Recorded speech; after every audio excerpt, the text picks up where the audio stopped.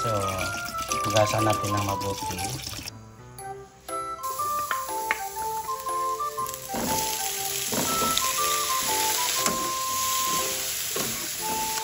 Gagawin ko po.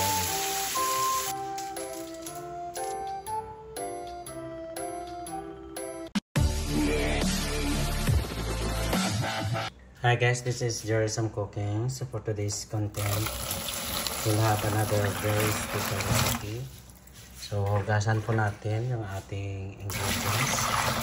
So meron po tayo dito daon ng sibuyas or spring onion. Tapos meron tayo ginger, then chili, lemongrass, and of course ito ang garlic. Chicken, hugasan natin mamaya. Tapos sinigang sampalok mix. Tapos meron tayo dito chicken broth cube. Tapos rupina patis. Magkuha lang tayo ng konting rupina patis mamaya. So ito na guys, no. So ito yung onion, garlic, tapos spring onion, ginger, tapos lemongrass. So malinis na po ito. So slice natin mamaya yung ibang ingredients. Meron tayo dito chicken. So hugasan natin ng mabuti. Gumamit ako ng mineral water para sa paghugas ng manok. Kailangan malinis yung manok. Ito na po yung ingredients. Chicken, malinis na po yan. So meron tayo dito sliced onion. Tapos ito ang lemongrass. Tapos magic sarap. Sinigang sampalok, tapos chili, then chicken nor cube. Yan guys. Tapos meron tayo ginger, then garlic, tsaka ito guys yung black pepper, tsaka rupina patis. So kukuha lang tayo ng konti dito. Then gagamit ako guys ng butter. Then gagamit tayo ng spring onion. Tapos water guys. I will put butter, melt it,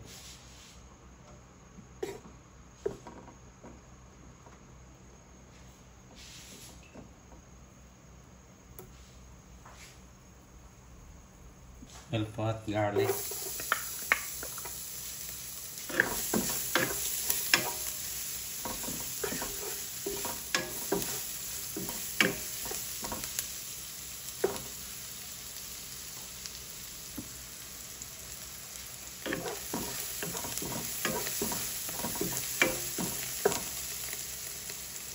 then we'll put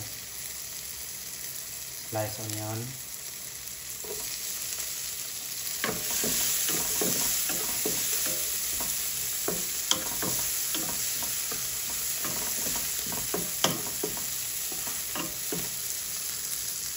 then ginger, saute it.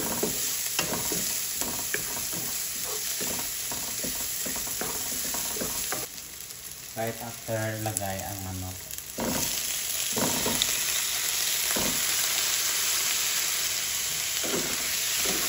Sihit.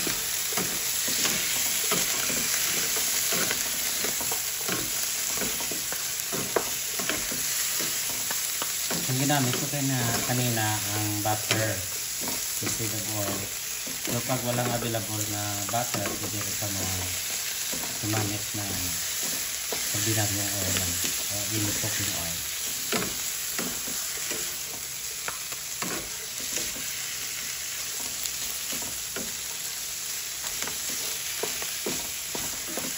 Naglagay ako ng ginger kasi pagkawala ng lansa ng ginger.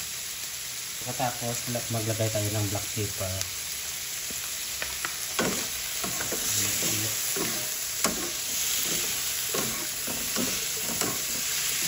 Tapos guys,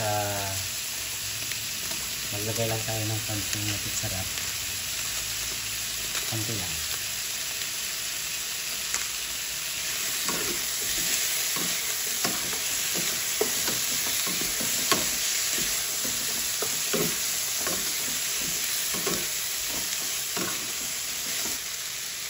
Pagkatapos maglagay tayo ng tubig. Gagawin ko boil.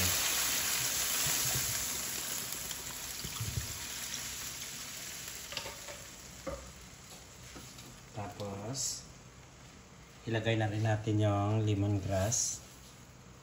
Tapos ilagay na rin natin yung Knorr chicken cube. Ayan.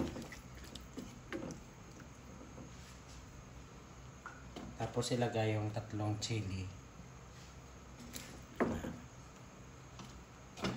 5 chili kasi ilalagay mamaya. Yung 2 mamaya na lang. Tapos ilagay tayo ng sinigang sampalok mix. Yan, naglagay tayo. Mix lang natin.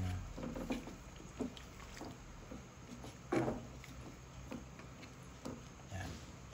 Tapos ang gagawin, takpan na lang natin. Ayan. Saka pakuluan until such time that the chicken will be soft and tender.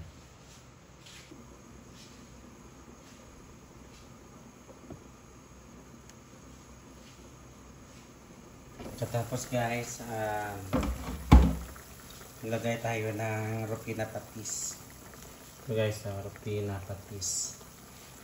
Maglagay lang tayo ng konti.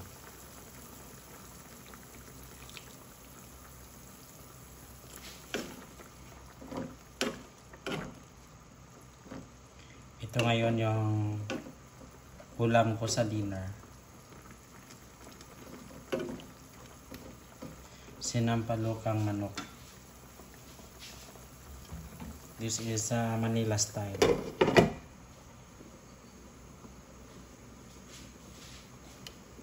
So ilagay ang 2 chili.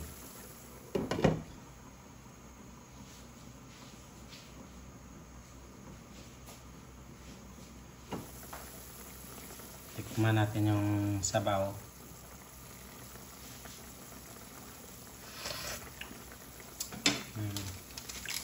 Masarap. Pakuluan na lang yung manok.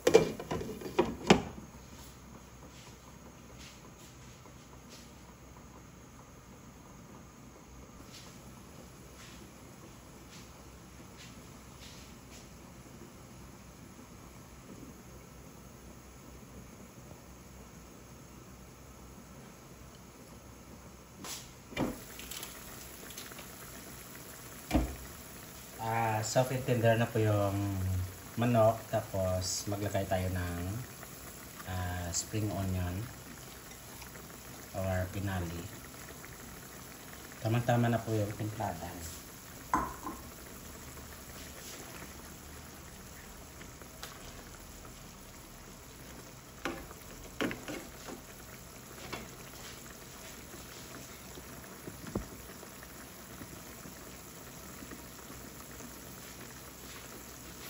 Tapos, tikman natin yung sabaw.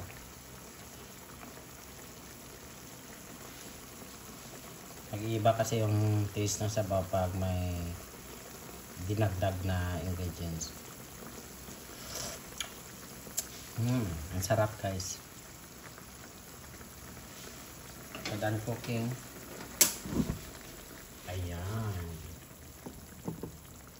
Yummy.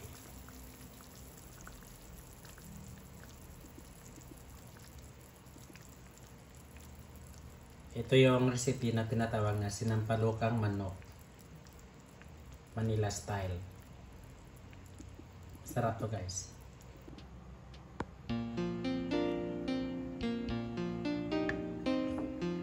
Ayan, masarap yan guys.